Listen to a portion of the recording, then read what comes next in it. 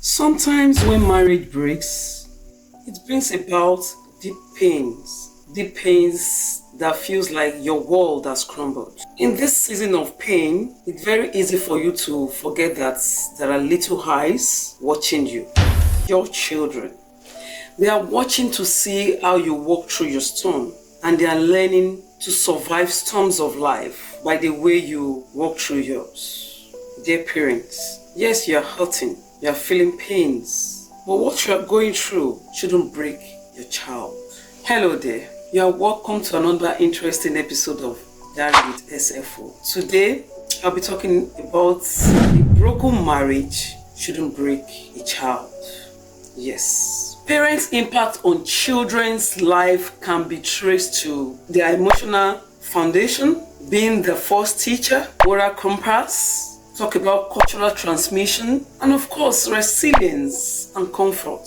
As a parent, having a broken marriage shouldn't affect your children's life because they depend on you, their emotional stability or welfare, their mental stability, psychological stability, all depends on how you handle the season as a parent. The power has been given to mothers especially, and this power should be used positively, no matter how much pain you feel. Yes, you're hurting, it's painful. No woman ever planned to go into a marriage and then come out of it. But here you are, you have found yourself in this situation, and it shouldn't affect the innocent children. I know it's not easy, but the onus is on you to do what you can do in your capacity to make sure that these children grow in love, to make sure that they grow in hope.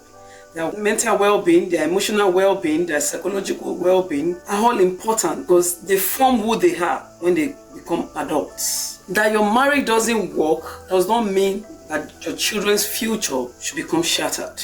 I know it's not easy what I'm saying, but do you want the cycle to continue? Would you want your child to go through what you are going through right now when that child becomes an adult? Of course not. So is it not better for you to work on yourself by relating with that child in a proper way to protect his emotion, to protect the child from having bitterness with you against your spouse, and thereby forming another bitter adult in future? I came from a broken home myself, so I understand what I'm saying. I know what happened to me as a child growing, the separation of my parents. Dad will say to me today, never you do so things to your mom. Your mom is like this, your mom is like that. Don't do this, don't do that, don't do this, don't go, all sorts of things. I remember when I would go to my mom's house during the holiday, and when I get back, my dad will ask me to bring my luggage, and he will start going through it just to see if my mom had put something diabolic in my luggage. That bad. And my mom too will keep saying, your dad is like this, your dad did this, your dad did that, all these things. Both of them having bitterness against each other, and they kept piling on me and of course my siblings. And I grew up having pains in my heart, coupled with all what happened to me as a child. I was never a happy child growing up because of where I was coming from as a child. No love, no peace, no family gathering, things that you enjoy as a child that you would like to see. Both parents are at loggerheads and having bitterness, unforgiveness against each other and dragging us, the children, along. All these things affected my growing up. So as a parent, that your marriage breaks, the end of the vow is not the end of a child's life or a child's future. Your responsibility is to make sure that that child is protected, that that child grows in love, that that child grows in hope and trust. Don't drag the child along. Don't drag the child to join you in the fight.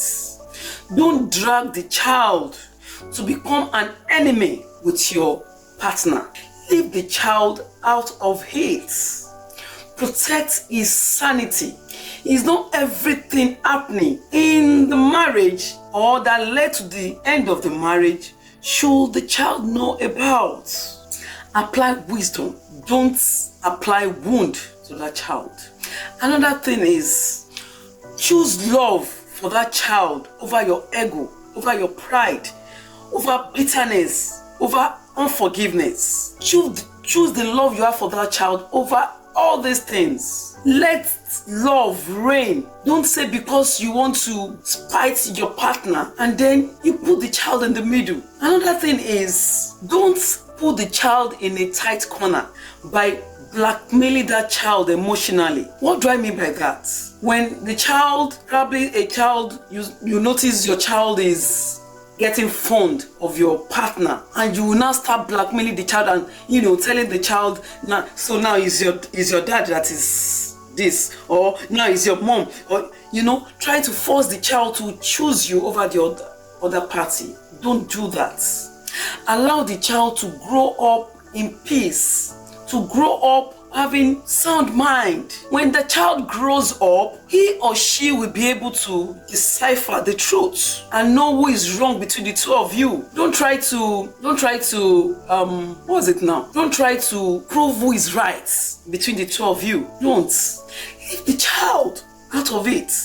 Yeah, it's okay for you to cry when you are down, when the burden is, too much for you to carry. It's okay to cry, but please, as you cry, smile, be happy, especially when the child is around you. That's how you teach the child to be a happy child, how you teach him or her to love. Show love to him.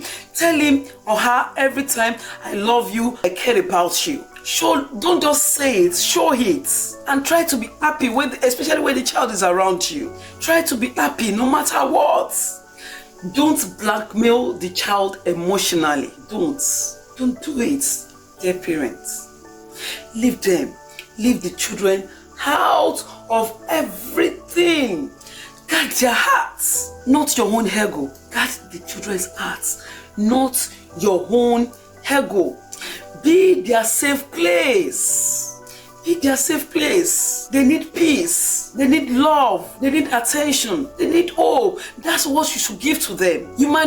The children, they don't even need perfect parents. They just need present parents. They just need you to be present in their life. You might not be perfect. Yes, you might not be perfect, but they need you to be present in their life.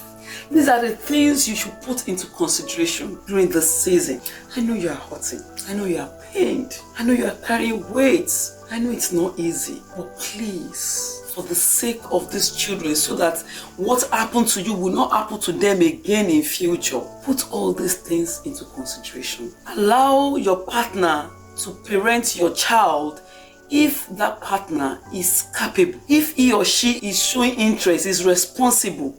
Don't try to spite him or her by punishing the children. They are innocent. Let them be present. It doesn't cost you much. Whatever your partner has done to you that brought the vow to an end, please, parents, calm yourself, relax, and leave the children out of it. This affected me so much growing up. I didn't know who to now on the side of who to be. I did not know who on the side of who I could be. Is it my mom? Is it my dad? I became a confused child because mom will say this, dad will say this against each other. You shouldn't allow this generation to become what our parents made us become. Let's protect them. Let's protect them. Let's protect them. Another thing is, your word is seed. Watch what you say to these children. Speak life. Speak love languages. Speak hope to them. It will help their future.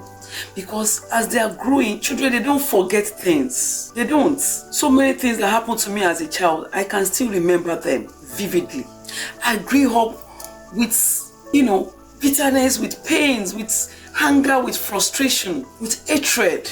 So speak word of life, word of peace, word of hope. Don't tell them what the other party did. And then, even if it is the truth, except the children are already aware of it. Maybe the other party played himself or herself into their hands. Such thing, there's no way you can deny it. But even if they are bringing it, find a way of just not discussing it with them. Just tell them, don't worry, you're still a child. As you grow, you understand more. Don't worry, don't worry. Have a way of communicating with them. Don't entertain it. Try to, take it off their mind so they don't grow up hating the other party. When they now grow as a full-blown adult, they will be able to know how to handle the whole thing. By then, they are already formed.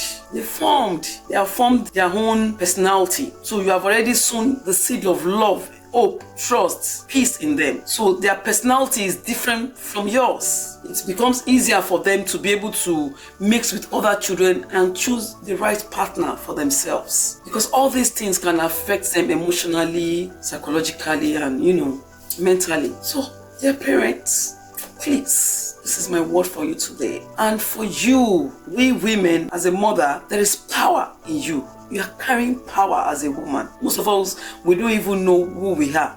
You are carrying power as a woman. So don't, because of what your husband, your ex did to you, then you start placing curse on him. Don't do it. Remember, you have children for him. Allow God to fight for you. Don't try to fight for yourself. Yes, he did you wrong. Don't place curse on him, because there is repercussion and it will be on the children. Don't place curse on him. No matter what he did to you, let karma catch up with him. Allow God to judge, to fight for you, not you fighting for yourself. And please, once again, protect the sanity of those children. Let's nip it at the bud before they grow. So I hope you're able to get something today. If you did, then put it in the comment section. Let's rub minds together. Let's share ideas, through comment section. And don't forget to don't forget to share this video so that others can get to see the video. And all you Nicodemus that would come to watch without subscription, don't be a Nicodemus. Subscribe. Don't just watch and go, okay? Until I come your way next time, I am Sheol, and I will always be Sheol. Right? Remember, when you rise, you give others the permission to rise, because you are called to call others to become. Until then, enjoy the rest of the day. God bless you.